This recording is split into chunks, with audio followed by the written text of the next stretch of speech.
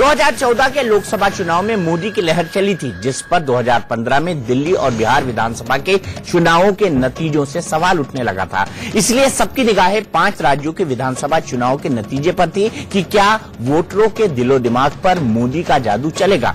इसका जवाब अब देश और दुनिया के सामने है। 5 राज्यों में सबसे बड़े और राजनीतिक लिहाज से सबसे महत्वपूर्ण राज्य यूपी में मोदी की आंधी इस कदर चली कि उसमें समाजवादी पार्टी, कांग्रेस गठबंधन, बीएसपी और आरएलडी जैसी पार्टियों के होश उड़ गए। यूपी की 403 में से 325 सीटें बीजेपी और उसके सहयोगी दल भारतीय समाज पार्टी और अपना दल के हिस्से आई हैं। यानी बीजेपी का बहुमत 3/4 नहीं बल्कि 80% से भी ज्यादा है। इसमें 312 सीटें अकेले बीजेपी की हैं। उत्तराखंड में भी बीजेपी ने 70 में से 57 सीटें जीतकर सत्ता में जबरदस्त वापसी की है। यहां तक कि जिस मणिपुर में बीजेपी 2012 में सिर्फ 19 सीटों पर चुनाव लड़कर खाता तक नहीं खोल पाई थी, इस बार वहां भी 21 सीटें जीतकर सत्ता की रेस में है और जोड़ तोड़ करके सरकार भी बना सकती है। गोवा में सत्ता विरोधी लहर और महाराष्ट्रवादी गोमांतक पार्टी और शिवसेना के वोट काटने के बावजूद बीजेपी 13 सीटें जीतने में कामयाब रही है। सिर्फ पंजाब ही इकलौता राज्य है जहां बीजेपी का प्रदर्शन बुरा रहा। पंजाब में बीजेपी ने बस 3 सीटें जीती। उसकी वजह भी सबको पता है कि पंजाब में बीजेपी कभी राजनीतिक ताकत बनी नहीं पाई। वो अकाली दल की पीछे रही या पिछलग्गू बनकर रही और अलायंस की मजबूरियां यही कहती थी। इसके बावजूद मोदी का न तो इम्तिहान था और न ही वहां पर यानी पंजाब में कुछ दांव पर। चुनाव नतीजों की लिहाज से सबसे ज्यादा अहमियत यूपी की थी, जहां बीजेपी मोदी के नाम और काम पर ही वोट मांग रही थी। यूपी में गठबंधन की राजनीति का भी जो टेस्ट था वो नाकाम साबित हुआ। वजह ये थी कि समाजवादी पार्टी कांग्रेस गठबंधन में बीएसपी नहीं थी, जिससे वोटों का बंटवारा हुआ और बीजेपी को बंपर जीत मिली। क्योंकि 2014 वाले वोट बैंक पर मोदी की पकड़ थोड़ी सी भी ढीली नहीं हुई। इन नतीजों के बाद अब यह सवाल बड़ा हो गया है कि क्या मोदी की आंधी थामने के लिए बीजेपी विरोधी सभी पार्टियों का गठबंधन ही इकलौता रास्ता बचा है? क्या 2019 में मोदी को रोकने के लिए राष्ट्रीय स्तर पर कोई मोर्चा बनेगा या अलग अलग लड़कर मोदी को वॉकओवर दे देगा विपक्ष?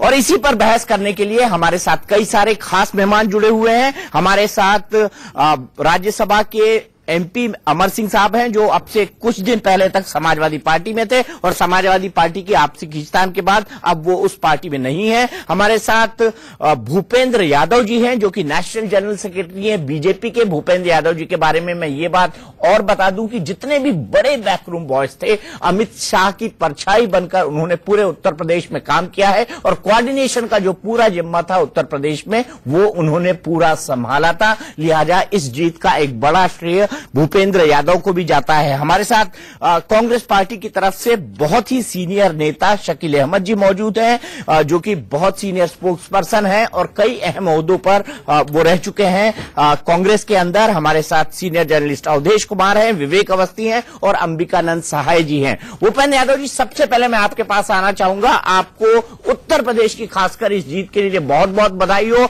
गठबंधन का जो फॉर्मूला था वो उत्तर प्रदेश में फेल कर गया, बसपा का हाथी भी नहीं चल पाया। अब क्या लगता है 2019 का रास्ता बिल्कुल आपके लिए साफ है या फिर आपको लगता है कि विपक्षी दल अपने कॉन्ट्रडिक्शंस को छोड़कर एक महागठबंधन मोदी जी के खिलाफ बना सकते हैं? क्या आपको इसकी संभावना आज की तारीख में दिखती है उत्तर प्रदेश के इस अनुभव के बाद?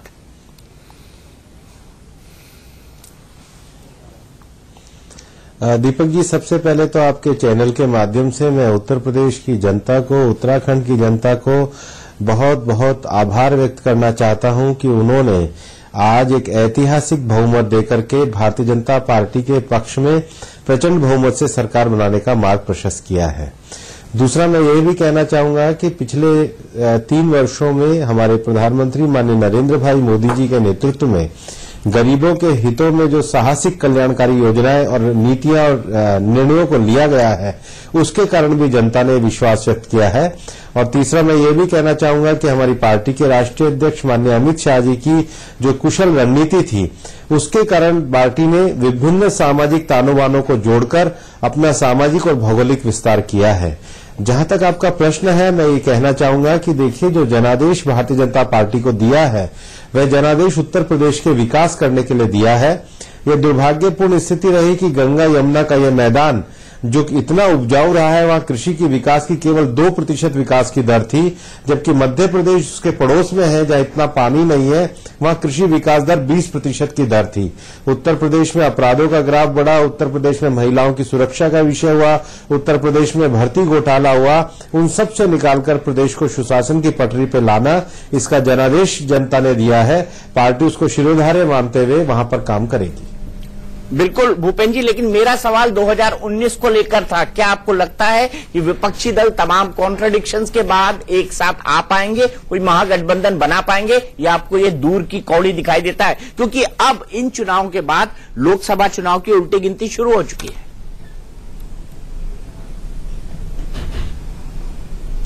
देखिए, राजनीति में संभावनाओं के कभी उत्तर नहीं दिए जाते हैं, मार्ग तय किया जाता है, जनता का समर्थन हासिल किया जाता है। मेरा मानना है कि इस समय कोई भी संभावनाओं पर टिप्पणी नहीं करनी चाहिए। जनता ने जो जनादेश दिया उसको शिरोधार्य मानकर सकारात्मक रूप से आगे बढ़ना चाहिए। यही नीति हमारे माननीय प्रधानमंत्री जी की है और इसी पर ही हम लगातार चलेंगे। ठीक है, आप सकारात्मकता के साथ इसको देखना चाहते हैं, लेकिन कांग्रेस इसे किस नजरिए से देखे? क्योंकि दो सबसे बड़े राज्यों उत्तर प्रदेश और उत्तराखंड में वो बहुत बुरी तरह हारी है। यहां तक कि अमेठी और रायबरेली जैसे अपने गढ़ों को पूरी तरह नहीं बचा पाई है, और 2 जगह से उत्तराखंड के चीफ मिनिस्टर हरीश रावत अपना चुनाव हार गए हैं। ऐसे में मोदी जी की पॉपुलैरिटी से निपटने के लिए क्या शकील भाई आप कोई ग्रैंड अलायंस करेंगे, जो आपने आपके होम स्टेट बिहार के अंदर किया था? क्या आपको इसकी कोई संभावना दिखती है, या इंटरनल कॉन्ट्रडिक्शन में ही विपक्षी दल फंस के रह जाएंगे क्षेत्रीय राजनीति में?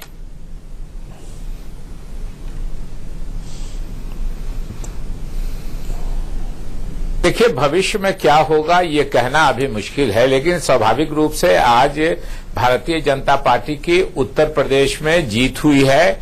और मैं भूपेंद्र यादव जी को ये धन्यवाद देना चाहता हूं कि 5 राज्यों के चुनाव हुए, उन्होंने 2 राज्यों का ही नाम लिया। उनके पार्टी के लोग तो 5 राज्यों में गिना रहे थे। तो स्वाभाविक रूप से भूपेंद्र जी बहुत कल्चर्ड और सिविलाइज्ड आदमी हैं, उन्होंने 2 ही राज्य का नाम लिया। आपने भी अपनी कमेंट्री में 2 बड़े राज्य कह दिया, उत्तर प्रदेश और उत्तराखंड। उत्तराखंड में 5 लोकसभा की सीटें हैं और पंजाब में 13 लोकसभा की सीटें हैं, इसलिए आपसे भी ये हो गई। लेकिन हम उत्तराखंड के हार को बड़ा गंभीर अपने लिए मानते हैं, बुरा, इसलिए कि वहां हमारी सरकार थी और वहां हमने अपेक्षा के बहुत अनुरूप बहुत कम सीट लाए हैं। उत्तर प्रदेश की जहां तक बात है, उत्तर प्रदेश में हम 27 सालों से 1989 से ही कांग्रेस वहां पावर में नहीं रही है।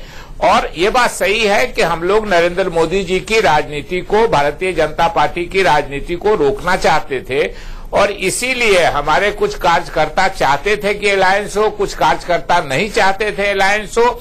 फिर भी हमने भारतीय जनता पार्टी और मोदी जी को रोकने के लिए गठबंधन किया। बिहार में हम सफल हो गए, वहां का गठबंधन पूरी तरह हुआ था, वही मोदी जी थे, 40 सीट जीते थे बिहार में लोकसभा में, 1 साल 1.25 साल के अंदर हार गए चुनाव। यूपी में उनका गठबंधन सफल हो गया। भविष्य में क्या होगा ये कहना अभी मुश्किल है, लेकिन स्वाभाविक रूप से अगर इस तरह का माहौल रहेगा तो पार्टियां सोचेंगी, विचार विमर्श करेंगी, अपने में आत्ममंथन करेंगी कि उनको क्या करना चाहिए। जो देश पूरी तरह, भारतीय जनता पार्टी के लोग इसको नोटबंदी का असर बना रहे हैं कि गरीब लोग साथ हो गए, तो उत्तर प्रदेश में गरीब लोग थे, उत्तराखंड में गरीब लोग थे, पंजाब में क्या गरीब लोग नहीं थे, गोवा में क्या गरीब लोग नहीं रहते हैं, मणिपुर में क्या गरीब लोग नहीं रहते हैं? अगर नोटबंदी का गरीब लोगों का था तो इन राज्यों में बीजेपी कैसे हार रही है? इसलिए समीकरण यूपी का बन गया इनके पक्ष में अच्छा, और जिसके वजह से वो जीते हैं। हम बधाई देते हैं और उम्मीद करते हैं कि उत्तर प्रदेश की जनता ने जिस अपेक्षा से वोट दिया है, उत्तर प्रदेश की जनता को इसका फल मिलेगा और काम अच्छा करेगी मोदी जी की सरकार। वैसे हम लोग को आशा नहीं है, लेकिन शुभकामनाएं देते हैं कि जनता की अपेक्षा पे पूरा खरा उतरेंगे। भूपेंद्र जी, आपको ये कह रहे हैं कि समीकरण बन गया, क्या सिर्फ समीकरण बन गया, या इन समीकरणों के लिए बीजेपी ने उत्तराखंड में भी काम किया, उत्तर प्रदेश में भी काम किया, मणिपुर जैसी स्टेट में पार्टी कई सारी सीटें जीतने में सफल हुई। और जहां तक पंजाब का सवाल है, मैं आपको शकील भाई, हो सकता है कि मेरा पर्सपेक्टिव गलत है, पर यह आपको साफ कर दूं कि वहां पर बादल परिवार हारा है, कांग्रेस की जीत दूसरे नंबर पर आती है। भूपेंद्र यादव जी,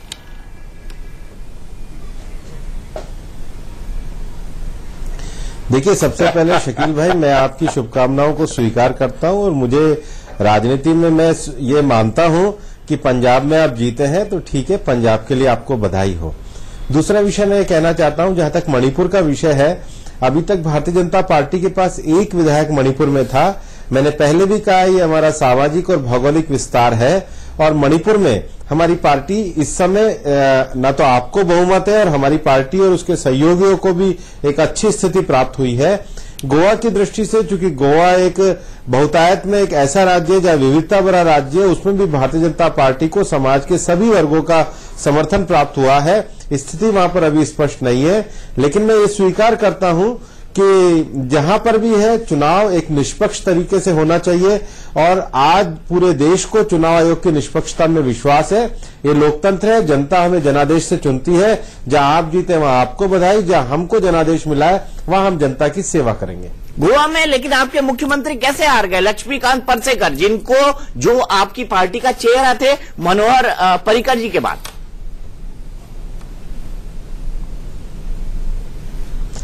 स्थानीय परिस्थितियां कारण होती है दीपक जी, लेकिन गोवा की परिस्थितियों में आज भी अभी स्थिति स्पष्ट नहीं है। मुझे लगता है कि पार्टी निश्चित रूप से अभी आपको 1-2 दिनों में परिस्थितियों को स्पष्ट करेंगे। ठीक है, भूपेंद्र जी ने एक बात कही, शकील भाई ने दूसरी बात कही, लेकिन अमर सिंह जी, मैं आपसे जानना चाहता हूं, क्योंकि आपसे बड़ा राजनीति का विद्यार्थी अगर मैं कहूं तो बहुत ही कम बिरले देखने को मिलेंगे। इन परिस्थितियों को देखने के बाद मोदी मैजिक को तो हमने उत्तर प्रदेश में देख लिया, लेकिन अखिलेश ने समाजवादी पार्टी के साथ जो किया, अपने पिता के साथ जो किया, शिवपाल यादव के साथ जो किया, आपके साथ जो किया, क्या उसको एक्सेप्ट नहीं किया उत्तर प्रदेश की जनता ने? पहली बात। और दूसरी बात, जो शकील भाई ने कहा कि सिर्फ समीकरण मोदी जी के पक्ष में बन गए, इसीलिए बीजेपी। देखिए, मैं आपको स्पष्ट कर दूं, बहुत विनम्रता के साथ कह रहा हूं, समाजवादी पार्टी मैंने छोड़ी नहीं, पहली बार भी नहीं छोड़ी और दूसरी बार भी नहीं छोड़ी। पहली बार आदरणीय मुलायम सिंह जी ने रामगोपाल जी के दबाव में मुझे निकाला और दूसरी बार भी रामगोपाल जी और अखिलेश जी का दबाव था कि मुझे लिया ही नहीं जाए, लेने के बाद दबाव पड़ा कि मुझे निकाल दिया जाए। स्थिति यहां तक आई कि मुलायम सिंह जी ने कहा कि आप विदेश चले जाइए। पहले कहा कि मैं समाजवादी पार्टी का ऐसा राष्ट्रीय महासचिव बना जो समाजवादी पार्टी के रजत जयंती समारोह में आने के लिए बाधित कर दिया गया। गायत्री प्रजापति उसके संयोजक बना दिए गए, स्वनाम धन्य गायत्री प्रजापति। अपमान के उस घूंट को भी मैंने पिया। उसके बाद कहने लगे विदेश चले जाइए, मैं विदेश भी चला गया। बाद में जब लौट के आया तो पता चला कि खलनायक की भूमिका गढ़ दी गई है और ठीकरा मेरे सर पर तोड़ दिया गया है। बाद मेरा यह हुआ कि मैंने नोटबंदी के समर्थन में बयान दे दिया कि नोटबंदी का मैं विरोध नहीं करता हूं। और इसका मूल कारण यह था कि मैंने अपने ड्राइवर से पूछा कि नोटबंदी कैसी है, तो मेरा ड्राइवर स्वरूप, जो आम मालिकों के मुकाबले ज्यादा बेहतर जीवन मेरे यहां जीता है, उसने कहा नोटबंदी बहुत अच्छा है, सेठों को परेशानी है, हम लोग तो खुश हैं। तो वो बैरोमीटर एक मानक हो गया हमारा। तो हमने कहा जब ये एक कमंडल को, यानी हिंदुत्व को रोकने के लिए मंडल आया था और उसके बाद एक सामाजिक विभाजन हुआ था समाज में, देखिए ये सत्य है। और मोदी जी के इस कदम से, ये कदम इंदिरा जी के गरीबी हटाओ से एक स्टेप आगे का कदम था, जहां पर उज्जवल योजना में गैस घर में पहुंच गया, जहां पर भले ही पैसा न हो, गरीब के घर पे बैंक के मैनेजर जाके उसे खाता धारक बनाने लगे तो उसे लगा हमारी पूछ हो रही है। और दूसरी बात आपको बताऊं कि अडानी आगे अडानी पीछे अंबानी का आरोप लगाने वालों के लिए भी मैंने ये कहा स्पष्ट रूप से कि स्टेट बैंक का कर्जा अडानी का नहीं हुआ। और अडानी सिर्फ मोदी जी को नहीं जानते, वो कमलनाथ जी के बड़े घनिष्ठ मित्र हैं, शरद पवार जी के भी बड़े घनिष्ठ मित्र हैं। व्यापारी अपने मुनाफे का मित्र होता है, लेकिन वो चिपका देने का प्रयत्न हुआ। मुकेश अंबानी के अस्पताल का उद्घाटन मोदी जी ने किया, लेकिन मुकेश अंबानी की रिलायंस के गैस का दाम जाते जाते कांग्रेस ने बढ़ाया और अस्पताल का उद्घाटन करने के दूसरे दिन उन्होंने दाम घटा दिया। लेकिन ये सब चीजें नहीं आई तो ये जब मैंने ये सच्चाई बोलनी शुरू की तो लोगों ने कहा, क्योंकि मैं निष्कासित था पार्टी से, हाँ पार्टी में रहते हुए पार्टी का एक विरोध मैंने किया, वो नीतीश कुमार जी ने भी किया, लेकिन नीतीश कुमार जी को किसी ने दलाल नहीं कहा, हमको बीजेपी का दलाल कहा गया, क्योंकि हमारी इस मूल भावना के पीछे, इस कृति के पीछे हमारा ड्राइवर स्वरूप सिंह था। भूपेन्द्र जी हमारे मित्र हैं, लेकिन भूपेन्द्र जी बता दें, वो तो अंदरूनी आदमी है, आप बता रहे हैं कि भारतीय जनता पार्टी के किसी बड़े नेता से मेरा संपर्क था क्या।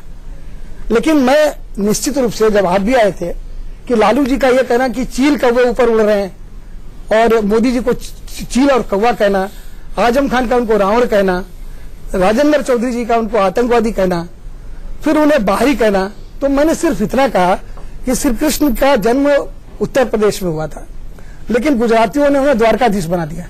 अब हमारी पत्नी गुजरात की है, अब मैं उसको कहूं आप लोग बाहरी कहने लगे तो घर में रोटी नहीं मिलेगी, बच्चे मारेंगे। तो भारत में इस तरह की विधा तो ये राज ठाकरे करते थे। तो ये सब बात है, मैं मन की बात करने लगा तो लोगों ने कहा ये तो दलाल हो गए, क्या क्या शब्द हमको सुनने पड़े, मां बहन की गाली सुननी पड़ी।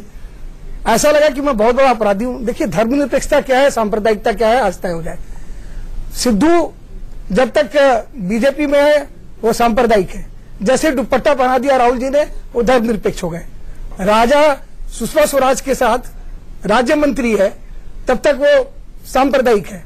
राजीव जी के हत्यारों की पार्टी से संबद्ध है, और जब कांग्रेस को जरूरत हो राजा बगल में बैठ जाए तो फिर वो उसका शुद्धिकरण हो गया। ये जो धर्मनिरपेक्षता और सांप्रदायिकता, सबसे बड़ी बात क्या है, सेंट स्टीफेंस में पढ़ने वाला विद्यार्थी जसराज कॉलेज के लड़के को नहीं मानेगा। तो हम लोग ब्लू ब्लड के लोग नहीं हैं, हमारे पिता बड़े आदमी नहीं थे, मोदी जी के पिता बड़े आदमी नहीं है, स्वीकार बोध होना चाहिए। अब इस चुनाव के बाद बहुत से लोग अब तक मानने के लिए तैयार नहीं थे कि नरेंद्र मोदी एक साधारण परिवार का व्यक्ति भी प्रधानमंत्री हो सकता था। अब उनका स्वीकार बोध होना चाहिए, गठबंधन बना लीजिए, हठबंधन होगा। और 2 दिन पहले तक हमारे भतीजे कह रहे थे कि हमें बाप की साइकिल भी चाहिए, राहुल जी का हाथ भी चाहिए, और बुआ की हाथी पर भी मैं चढ़ूंगा। सत्ता सर्वम गच्छामि, चल चल चल मेरे हाथियों मेरे साथी, चल यार धक्का मार, बंद हो गई मेरे सत्ता की मोटर कार। लेकिन कुछ नहीं हुआ। वो मैंने कहा था, आपको कहा था जब आप साक्षात्कार लेने आए थे कि भारतीय जनता पार्टी भारी बहुमत से जीत रही है। आपने क्या कहा था वो नहीं कहूंगा, वो हमारी आपकी बात है, लेकिन मैंने कहा था वो जीत रही है और वो जीती। ये मैं बीजेपी की दलाली में नहीं कर रहा था। ठीक है शकील अहमद जी, जो बड़ा सवाल है वो ये है कि अमर सिंह जी का यह मानना है कि 2019 के लिए अगर कोई गठबंधन होता है तो वो हठबंधन होगा, आइडियोलॉजीज का मेल नहीं होगा, सिर्फ मोदी को हराना एक मकसद होगा। तो क्या उत्तर प्रदेश की तरह इस अननेचुरल अलायंस को देश की जनता एक्सेप्ट कर पाएगी? और आपने कहा कि भविष्य के गर्त में यह सवाल है, क्या इसके लिए आप कोशिश भी करेंगे या इसकी आज की तारीख में आपको जरूरत भी महसूस होती है? नहीं,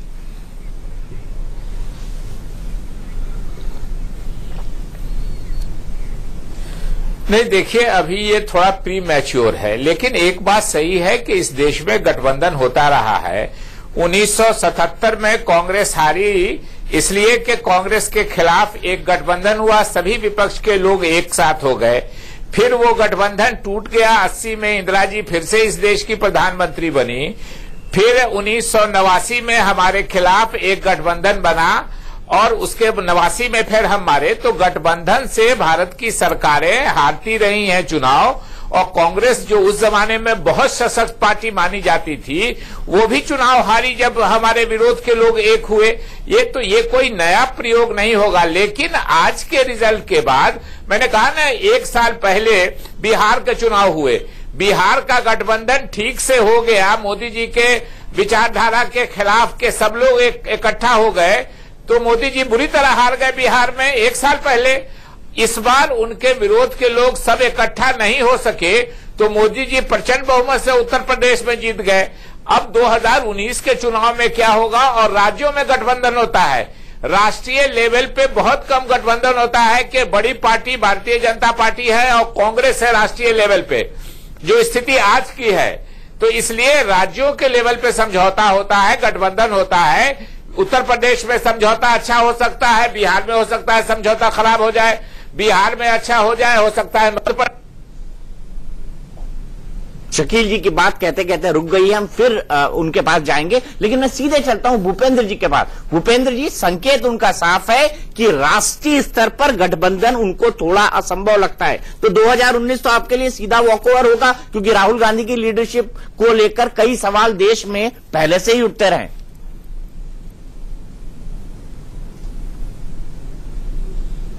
देखिए दीपक जी, मैं ये कहना चाहूंगा कि देश बदल रहा है और आगे बढ़ रहा है, और इस देश में ये तय होना चाहिए कि अगर आप गठबंधन इसलिए करना चाहते हैं, और आज मायावती जी ने और अखिलेश जी ने वोट सीधे सीधे माइनॉरिटी के धर्म के आधार पर वोट मांगा, तो देश की जनता अब इसको स्वीकार नहीं करेगी। अब महिला किसी भी समाज और वर्ग की हो, हर महिला अपना मान सम्मान और सुरक्षा चाहती है। आज किसान किसी भी वर्ग का हो, हर किसान खेती में खुशहाली को देखना चाहता है। आज नौजवान किसी भी जाति वर्ग और धर्म का हो, वो अपने सपनों को पूरा होते हुए देखना चाहता है। ये जो बांटने की राजनीति अभी तक कांग्रेस, सपा और बसपा कर रही है, मुझे लगता है देश की जनता इससे अजीज आ चुकी है। और इसलिए आप ये देखोगे कि हमारे जितने लोकसभा के वोट थे, लगभग उसी के नजदीक अब हम विधानसभा में वोट प्राप्त कर रहे हैं। अब इनको ये भूलना होगा कि भारतीय जनता पार्टी अब अपने सामाजिक और भौगोलिक आधार का विस्तार कर रही है, और इसलिए देश अब सकारात्मक राजनीति की ओर चला है। ये जो अगर नकारात्मक राजनीति करना चाहे, व्यक्ति के विरोध करने से देश नहीं बदलने वाला है। देश के जनता और गरीबों के लिए पारदर्शी निर्णय लेना, साहसिक निर्णय लेना, और निर्णय ऐसे लेना जो भविष्य के लिए भारत की बुनियाद को तय करे, वो काम हमारे प्रधानमंत्री नरेंद्र भाई मोदी ने किया है। और मुझे लग रहा है कि इसके कारण जनता में उनकी स्वीकारोक्ति और लोकप्रियता में वृद्धि हो रही है। चलिए ठीक है, आपकी नीतियों पर मैं आऊंगा ब्रेक के बाद। मुझे फिलहाल एक ब्रेक लेना है, और मैं प्रोड्यूसर से रिक्वेस्ट करूंगा कि शकील अहमद को जोड़ने की भी कोशिश करें। हमारे सभी पत्रकार हमारे साथ जुड़े हुए हैं, जो हमारे साथ सुबह से मौजूद थे, और इस अहम चीज पर उनकी राय लेना बाकी है कि क्या कोई ऐसा गठबंधन देश में संभव है जिसमें मायावती और अखिलेश यादव, या मायावती और मुलायम सिंह साथ साथ हों। क्या दूर की कौड़ी नहीं है गठबंधन? ब्रेक के बाद। मोदी को, नरेंद्र मोदी की आज की जो पॉपुलैरिटी है, उसके हिसाब से वॉकओवर दे देगा विपक्ष। अमर सिंह जी, आखिरकार कांग्रेस और समाजवादी पार्टी का एक गठबंधन उत्तर प्रदेश में इतनी बुरी तरह से औंधे मुंह क्यों गिरा? और दूसरा, क्या मुलायम, आपका चेहरा और शिवपाल के संगठन शक्ति, इन तीनों का न होने ने अखिलेश का पूरा खेल बिगाड़ दिया? देखिए, हम लोग अगर होते और पूरे पहले की तरह होते, एक बद्ध तरीके से लड़ते, तो भी ये चुनाव नहीं जीत पाते। लेकिन इतनी खराब हालत नहीं होती। हम बहुत निरपेक्ष भाव से बोल रहे हैं। अब तो समाजवादी पार्टी से 2 बार निष्कासित है, और तीसरी बार जूता खाने के लिए जाने का कोई इरादा नहीं। घर बैठ के रोटी खाएंगे, उसका अभाव है नहीं।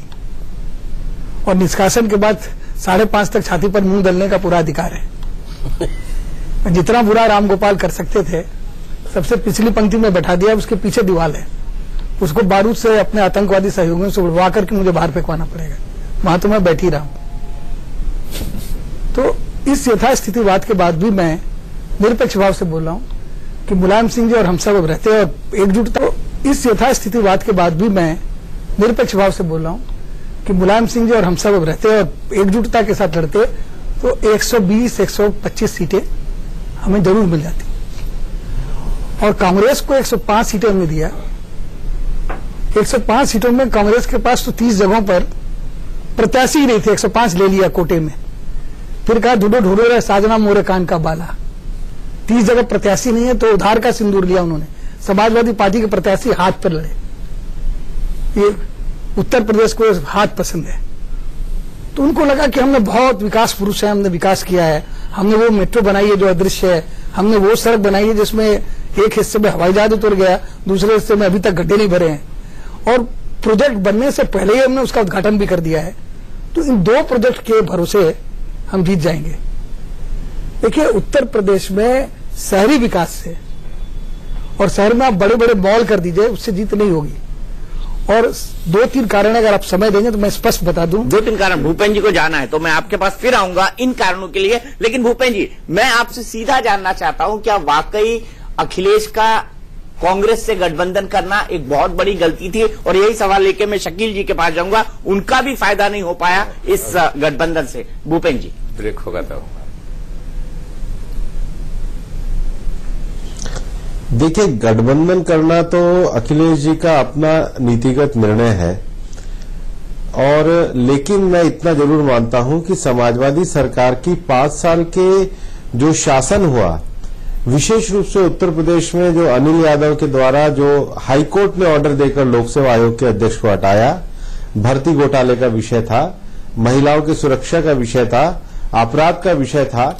और देखिए, कभी भी जनता भी जानती है कि जो लोग कल तक नारे लगाया करते थे कि 27 साल यूपी बेहाल, अचानक रातों रात उन्होंने उनको जाकर गले मिल लिए, तो ये इनमें आपस में एक किस्म की अविश्वसनीयता थी। और दूसरा, मैं भारतीय समाज के परिप्रेक्ष्य में बोल रहा हूं एज ए भूपेंद्र यादव, कि कभी भी समाज ये स्वीकार नहीं करता है कि जो वसीयत लिखने का अधिकार होता है वो पिता का होता है, बेटे का नहीं होता है। और इसलिए मेरे को लगता है कि उनकी जो हार हुई है उसका सबसे बड़ा कारण उनकी शासन की विफलता और अपना विश्वास खो देना भी है।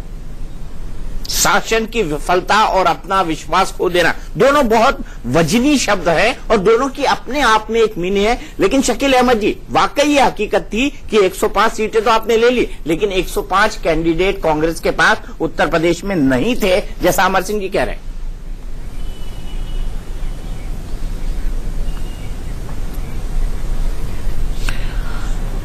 देखिए, मैं इस बात से सहमत नहीं हूं, और अमर सिंह जी बहुत विद्वान हैं, बड़े पढ़े लिखे हैं, बहुत सीनियर हैं हम लोगों से, लेकिन स्वाभाविक रूप से हमारे पास उम्मीदवार थे और कई जगहों पर हमारे उम्मीदवार ऐसे थे जिनको हम समाजवादी पार्टी से कमजोर नहीं मानते थे, और हम लोगों ने आमने सामने कई सीटों पर अलायंस के बाद भी फ्रेंडली लड़ाई लड़ी है।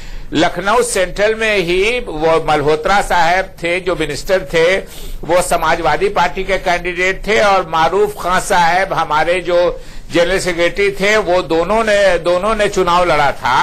तो ऐसी बात नहीं है कि हमारे पास, हाँ ये बात सही है कि चूंकि हम पिछले 27 सालों से 1989 से ही सत्ता में नहीं है, तो वो कद्दावर नेता जो आमतौर पे एक रूलिंग पार्टी में होते हैं, जो 2 बार 4 बार एमएलए बने, जो मंत्री बने, जिनका स्टेचर बनता है, स्वाभाविक रूप से जो पार्टी 27 सालों में सत्ता में नहीं है, सत्ता में नहीं रहने का कारण कि उसको उतनी सीटें नहीं मिले, उसके इतने नेता नहीं जीत सके, तो आप कह सकते हैं कि उस स्टेचर के नेता नहीं रहे होंगे। लेकिन हमारा कैडर है, बिहार और यूपी दोनों में हम पिछले 27-28 सालों में शासन में नहीं है, मगर मैं कांग्रेस के वर्कर्स को, कांग्रेस के लीडर्स को धन्यवाद देता हूं।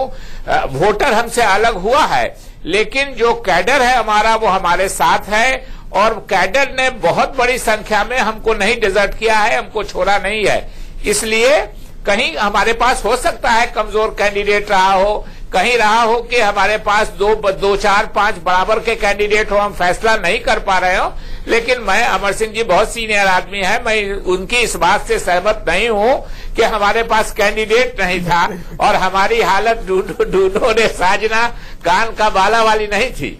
नहीं, मैं बहुत आदर के साथ कहना चाहता हूं कि मैं शकील भाई की बात काटना नहीं चाहता, और वो प्रामाणिक रूप से उनकी बात सही है कि भले कमजोर प्रत्याशी हो, लेकिन प्रत्याशियों का भाव नहीं रहा होगा। यह बात मैं नहीं कह रहा हूं। हिंदू बहुत बड़ा अखबार है, और उस बहुत बड़े अखबार में मुख्यमंत्री का एक साक्षात्कार आया अखिलेश यादव का, कि मैं अकेला ही मजे में था, मुझे आप किस लिए मिल गए, मुझे दर्द दिल का पता न था, मुझे आप किस लिए मिल गए, और परिवार का झगड़ा न होता तो हम ये अलायंस नहीं करते, ये गलत हो गया। ये गठबंधन धर्म के विरुद्ध भी है। अब चूंकि मैं निष्कासित हूं, मेरे ऊपर पार्टी का अनुशासन लागू नहीं है, तो इसलिए मैं बात कह सकता हूं। तो मैं क्षमा चाहता हूं, शकील भाई की मैं बड़ी इज्जत करता हूं, और गांधी परिवार से भी मेरे संबंध ऐसे नहीं है कि मैं कोई ऐसी तीखी टिप्पणी करूं जिससे वो आहत हो। उसका भी आदर करते हुए, जीत हार लोकशाही का नियम है, लेकिन ये आवाज आधिकारिक खेमा जो है मुख्यमंत्री का, जिसने कहा था कि अगर गठबंधन हो जाए, बार बार उन्होंने आतुरता दिखाई थी, कांग्रेस से ज्यादा, गुलाम नबी आजाद से ज्यादा, तो हम 300 सीट हमको प्राप्त होगा। जहां तक मुझे खबर है, मैं फिर गलत हो सकता हूं, कि डिम्पल जी हमारी पुत्रवधू, क्योंकि हमारा मुख्यमंत्री अखिलेश से झगड़ा हो सकता है विचार का, पुत्रवधू भी राजनीति में आ गई थी, वो भी हमारे विरुद्ध बोली थी, मैं टीवी बंद कर देती हूँ, अमर सिंह को देख के बच्चों को भी नहीं देखने देती। उनसे भी वैचारिक, वो फर्स्ट लेडी थी, उनसे झगड़ा वैचारिक द्वंद्व हो सकता है, लेकिन अब तो न वो मुख्यमंत्री रहे ना वो फर्स्ट लेडी रही, तो रिश्ता तो अपनी जगह है ही, वो बेटे की तरह है, वो पुत्रवधू है। लेकिन मैं ये कहूंगा कि काम के साथ अनुभव भी बोलता है, और कांग्रेस ने भी एक हड़बड़ी की है। मुलायम सिंह का चेहरा, शिवपाल की संगठन क्षमता और हम लोगों के इतने दिन का अनुभव, सिर्फ काम बोलता है और यूपी को ये साथ पसंद है, इसके आधार पर चुनाव में कूद पड़ना, ये बात बिल्कुल सत्य है। राज बब्बर, मैं नाम ले रहा हूं, राज बब्बर ऐसे लोग जो हमारे मित्र हैं, जो समाजवादी पार्टी के अंदरूनी हालात को हमारे साथी समाजवादी पार्टी में रहे हैं, अच्छी तरह से जानते हैं। उन्हें पता था कि अखिलेश के साथ हुल्लड़ टीम ज्यादा है जो नारा लगाती है, और समाजवादी पार्टी का जो 26% वोट बैंक है वो मुलायम सिंह जी के समर्थन का है, और भले ही सत्ता के लालच में विधायक उनके साथ चिपके रहें, एफिडेविट दे दें, चुनाव आयोग में तकनीकी रूप से इस पूरे प्रकरण के घोषित खलनायक मुलायम सिंह जी की पत्नी द्वारा आदरणीय रामगोपाल जी यादव की पार्टी हटाओ अभियान के शिकार न बन जाए। यहां तक हुआ कि चाहते हुए भी डर के मारे यह साहस नहीं जुटा पाए कि मुलायम सिंह जी को बुला करके प्रचार प्रसार कर सकता है, करें। ये झूठ है कि मुलायम सिंह जी ने प्रचार नहीं किया जानबूझकर। मुलायम सिंह ने कहा कि 9 तारीख के बाद मैं प्रचार करूंगा, इस गठबंधन को मेरा आशीर्वाद है, और उसके बाद से ही हम लोग तटस्थ हो गए कि हम तो आपके निष्ठा में आपके साथ जुड़ गए, और आप कह रहे हैं कि भाई आप जरा दूर रहिए, बलिदान दीजिए अपना, क्योंकि हमारे पुत्र अखिलेश को और आजम खान को आपका साथ पसंद, हमारा आपका साथ पसंद नहीं, तो जरा बैक रूम में बॉय हो जाइए। हम उसके बाद से गए ही नहीं उनके घर पे। लेकिन कांग्रेस के वरिष्ठ नेताओं को मुलायम सिंह के घर जाना चाहिए था, पारिवारिक झगड़े में नहीं पड़ना चाहिए था। राहुल जी चले जाते, मैंने ये सलाह भी कांग्रेस के बड़े लोगों को दी और उनको मना के ले आते। 2-4 जगह पत्रकार वार्ता में, अब सोनिया जी की तो तबीयत खराब थी, ये समझ में आता है, और प्रियंका जी की भी कुछ निजी तकलीफ थी, ये भी मुझे पता है। लेकिन कम से कम मुलायम सिंह जी को 1-2 जगह ये दोनों युवा जो साथ पसंद है और काम बोलता है के साथ अनुभव बोलता है और डोलता है, इसका भी प्रदर्शन कर देते तो कुछ लाभ मिलता। भूपेन जी, आपको क्या लगता है, जो आपने कहा कि वसीयत लिखने का अधिकार पिता का होता है, क्या ये चीज को सामने रखकर भी उत्तर प्रदेश के मतदाताओं ने वोट किया कि एक बेटा जो अपने पिता का भी नहीं हो सका, हमारा क्या होगा?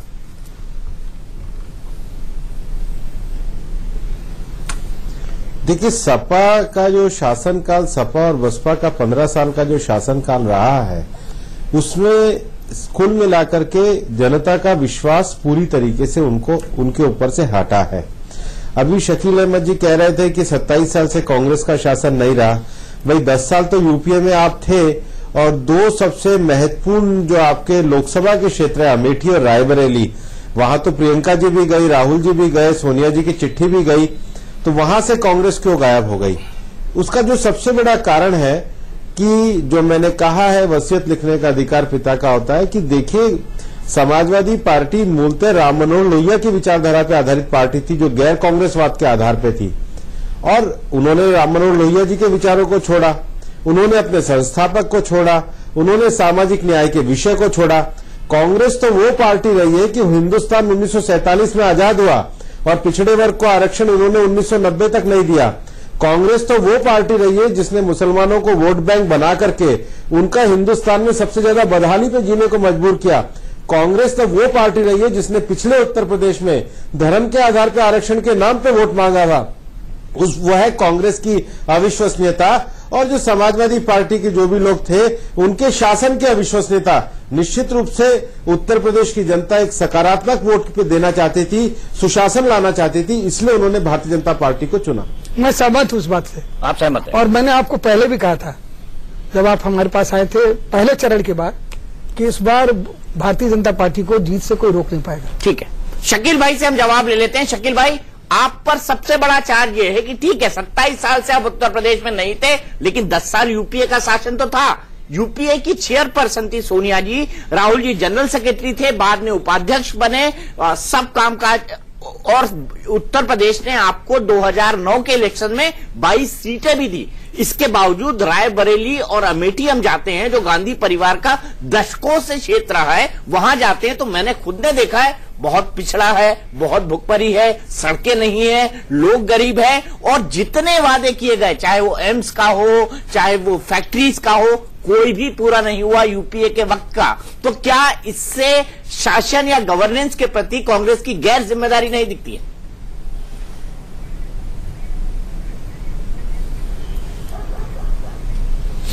नहीं, देखिए, दो बातें होती हैं। एक, जो यूपीए का शासन था वो भारतवर्ष में था।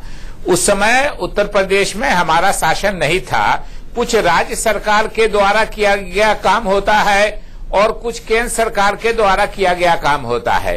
केंद्र सरकार के द्वारा बहुत सा काम किया गया। बहुत सी योजनाओं में जमीन नहीं मिलने के कारण थोड़ी मोड़ी परेशानी हुई थी। लेकिन मुझको अच्छा लगा, अभी ये भूपेंद्र यादव जी अल्पसंख्यकों पर रो रहे थे और आंसू बहा रहे थे। जिस पार्टी के नेताओं ने टीवी चैनलों पर कहा कि फलां महिला के पेट पर मैंने तलवार मारा, उसके पेट से बच्चा खींच के उसको फेंक के तलवार के नोक पे रोक लिया, उस पार्टी के नेता को मदद हो रही है आज की तारीख में पार्टी के जरिए, उनकी सरकार के जरिए। उस पार्टी का नेता अगर मुसलमानों की बुरी हालत पर आंसू बहाता है टीवी चैनल पर बोल के या दुख दर्द का इजहार करता है, तो हमको लगता है कि भारतीय जनता पार्टी का, उनके नेताओं का कुछ हृदय परिवर्तन हो रहा है।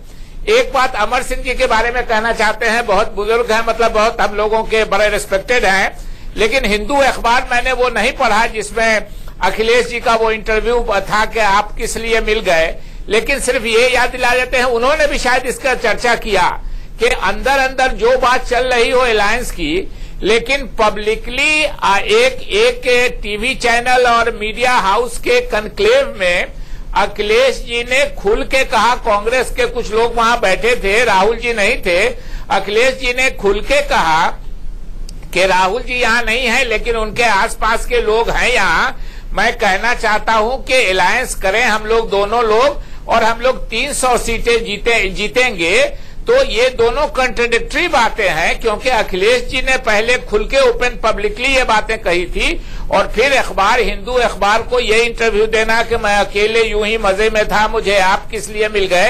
ये दोनों बातें थोड़ा कंट्राडिक्टरी लगती हैं। ठीक है, अमर सिंह जी के पास जाऊंगा, लेकिन मेरे 3 एक्सपर्ट यहाँ पर मौजूद हैं। अवधेश जी, शकील भाई घुमा फिरा के गुजरात दंगों को ले आए, क्या आज उसकी प्रासंगिकता बनती है, उसको याद दिलाना बनता है? नहीं, देखिए, गुजरात दंगों को तो गुजरात दंगों को उठाना, उसको बार बार लाना, ये कांग्रेस के लिए आत्मघात साबित हुआ है। ये कांग्रेस की पराजय का बड़ा कारण रहा है। और ये शकील भाई की बात से लगता है कि कांग्रेस अभी भी इसको समझने के लिए तैयार नहीं है। लेकिन मैं जो बात कहना चाह रहा हूं, जो 2 सवाल आप बार बार उठा रहे हैं, देखिए, किसी गठबंधन कोई राष्ट्रीय स्तर पर बनेगा, उसको सबसे पहले तो जन स्वीकृति उसकी चाहिए। एक उत्तर प्रदेश में बनी, उसकी क्या जन स्वीकृति हमने देख लिया।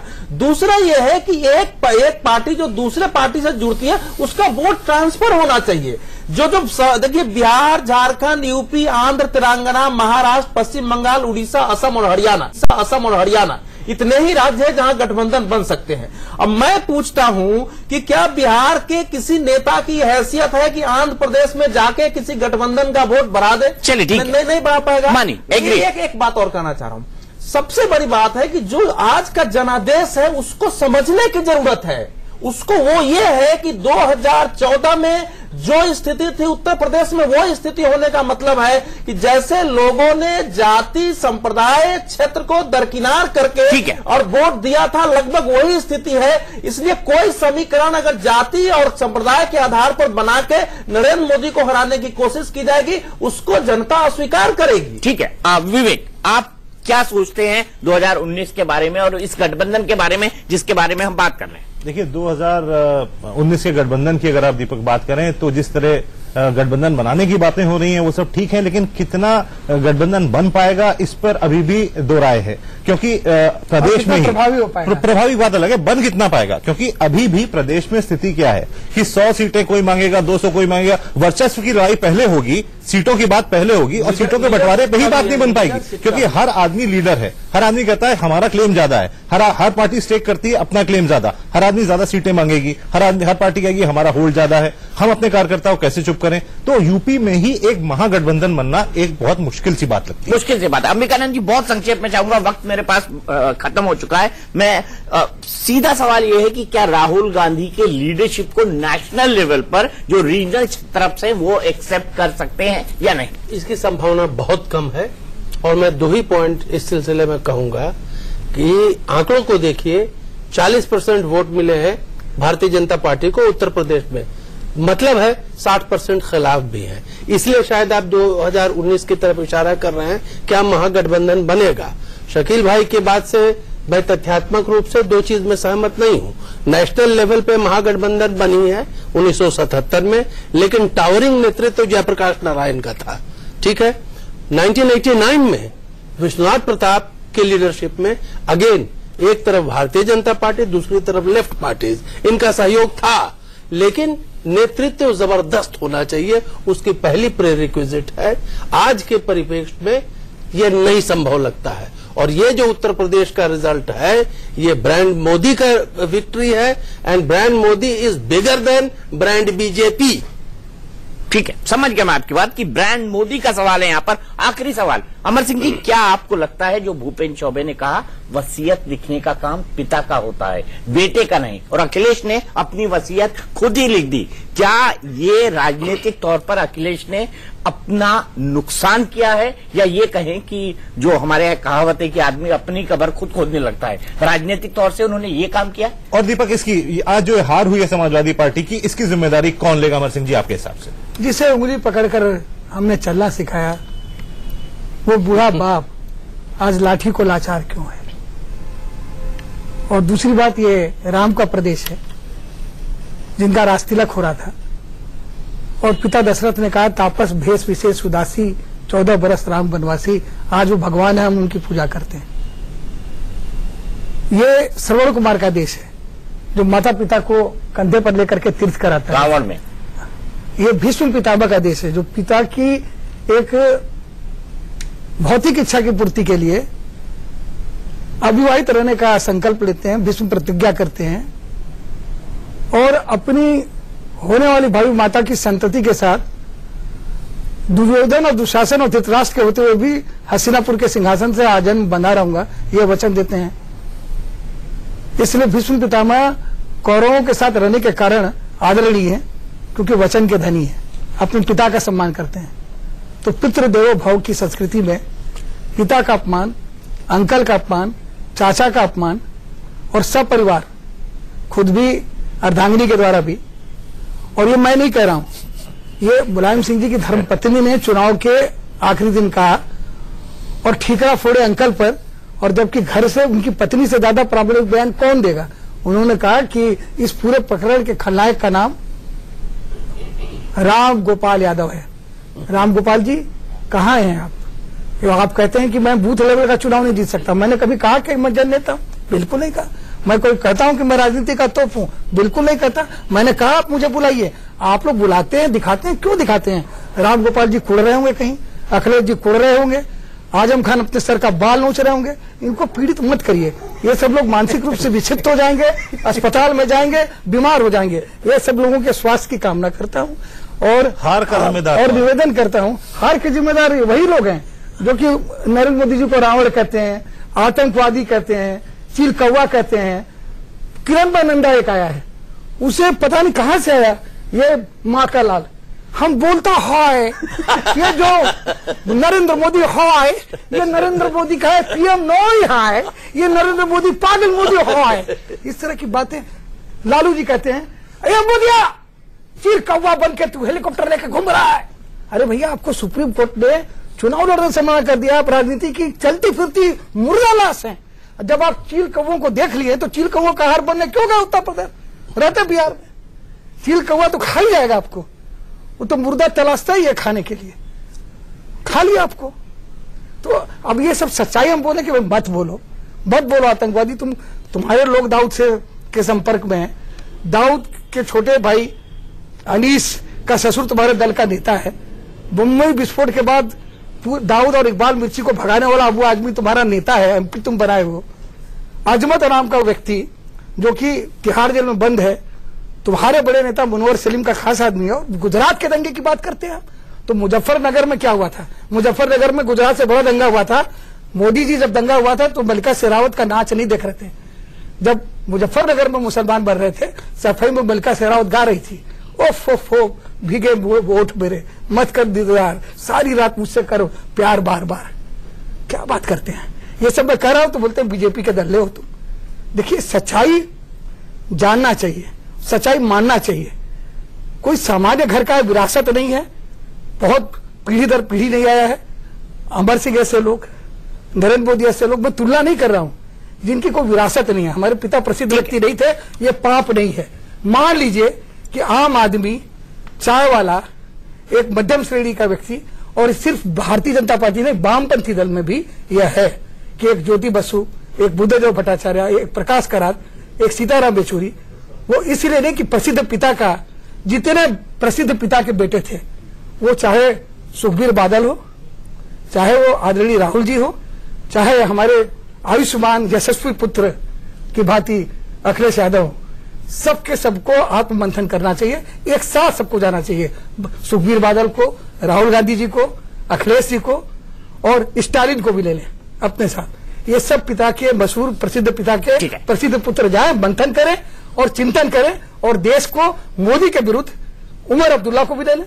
उसने तो पहले ही हार मान ली कि 2 साल बाद तक तो संभव नहीं है, 1924 में सोचेंगे, 2024 में सोचेंगे, 2014 में। ठीक है अमर सिंह जी, आपने हमसे बात की। आप तमाम लोग हमारे साथ जुड़े, शकील भाई आपका बहुत बहुत शुक्रिया, विवेक, अंबिकानंद जी, अवधेश कुमार जी आपका बहुत बहुत शुक्रिया, और खास तौर पे अमर सिंह जी, आप इतनी दूर से आए, छतरपुर से नोएडा तक आए, इसके लिए आपका बहुत बहुत शुक्रिया। हमारे लिए नहीं, आपके यहाँ आना तो हमारा कर्तव्य बन रहा है। बातें बाहर की, हाँ, इतनी गोपनीय बातें बाहर की, और काम बोलता है, अनुभव बोलता है, तो दम भी बोलता है। और जो चीज सबसे महत्वपूर्ण रही इन चुनाव में वो ये रही कि क्या अनुभव की कमी के चलते अखिलेश और राहुल ने इतना बड़ा ब्लंडर किया। टुनाइट विद दीपक चौरसिया में आज के लिए इतना ही। आगे मेरे साथ देखिए।